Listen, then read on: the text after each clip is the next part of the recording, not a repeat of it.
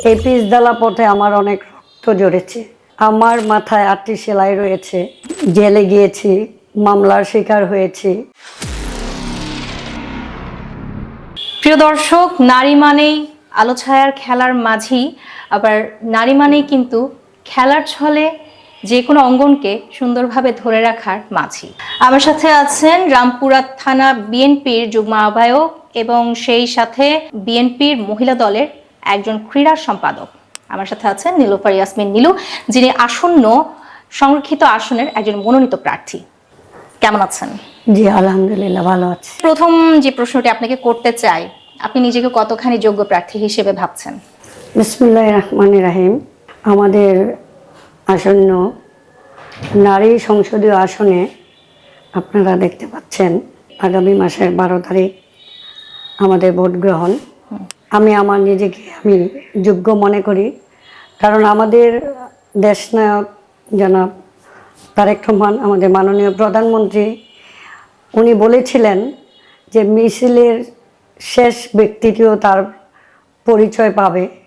তো আমরা এই দীর্ঘ ফেসিস হাসিনার এই 17 বছর দীর্ঘ আন্দোলন সংগ্রাম করেছি, জেলে গিয়েছি, মামলার শিকার হয়েছি এবং আমি রাজপথে 2023 29শে ডিসেম্বর 28শে অক্টোবরের পরে যখন চারমুখে আমাদের একটি প্রোগ্রাম হয়েছিল অবরোধ, সেই অবরোধে আমি আহত হয়েছিলাম।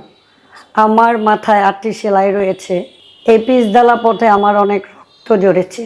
তো আমি বলবো, প্রত্যেকটা আন্দোলন সংগ্রামের প্রতিটা মুহূর্তে আমরা মাঠে ছিলাম।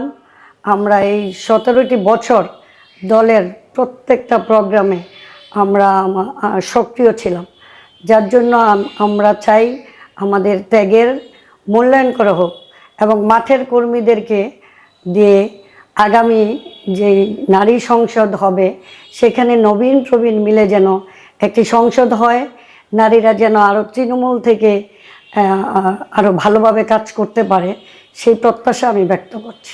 এই যে 50টি সংরক্ষিত নারী আসন, সেখানে গিয়ে আপনারা প্রত্যেকের জায়গা থেকে প্রতিনিধিত্ব করবেন, কিন্তু সেখানে আপনাকে বেছে নিবে এমন কারণ যদি বলা হয়, সেক্ষেত্রে আপনি আপনার নিজেকে সেই জায়গায় কতখানি যোগ্য মনে করেন?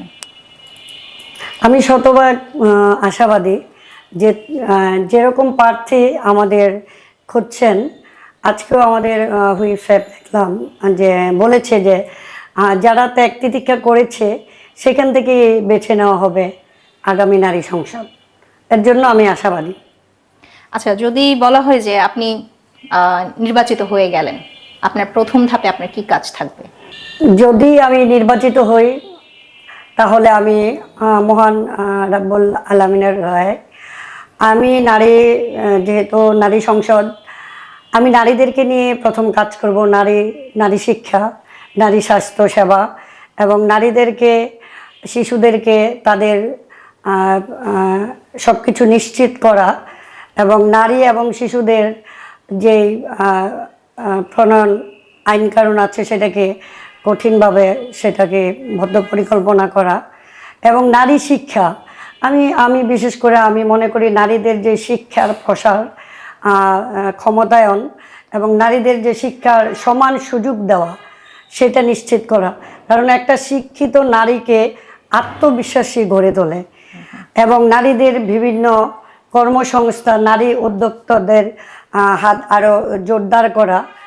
নারীদেরকে নিয়ে বিশেষ করে আমি যেহেতু নারী নেত্রী, নারীদেরকে নিয়ে কাজ করার আমার খুবই ইচ্ছা। কিন্তু নীলুফার ইয়াসমিন, আমরা দেখতে পেয়েছি যে এ পর্যন্ত প্রত্যেকের জায়গা থেকে সবসময় একটি স্লোগান দেন যে নারীদের জন্য আমরা এই কাজগুলো করব।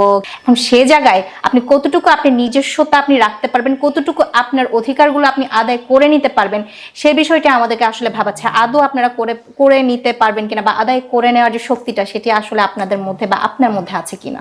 আজকে আমরা যদি বলি যে আমাদের 31 দফার মধ্যে আপনারা দেখেছেন যে আমাদের যে ফ্যামিলি কার্ড দিয়েই উনি বুঝিয়ে দিয়েছেন যে না, বাংলাদেশের নারীদেরকে কাজে লাগাতে পারে, তবে দেশের উন্নয়নের চাকা অতি তাড়াতাড়ি ঘুরবে।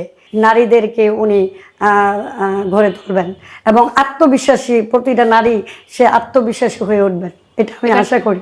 এবার আপনার কাছে খুব সংক্ষেপে ছোট্ট করে একটু জানতে চাই, যদি আপনি এই 50টি সংরক্ষিত আসন না পেলেন, পরবর্তীতে আপনি আপনার জায়গা থেকে নারীদের জন্য কি করবেন? হয়তোবা আমি সংসদে গেলে একটা বৃহৎ আকারে নারীদের জন্য আমি কিছু করতে পারবো, কিন্তু তা না হলো আমি সবসময়, যেহেতু আমি রাজনীতি করি, আমার প্ল্যাটফর্ম থেকে আমার ব্যক্তিগত উদ্যোগে আমি অবশ্যই নারীদের জন্য যতটুকু পারি, নারীদেরকে স্বাবলম্বী করার জন্য যতটুকু কাজ, আমি সেটা চেষ্টা করব করার জন্য।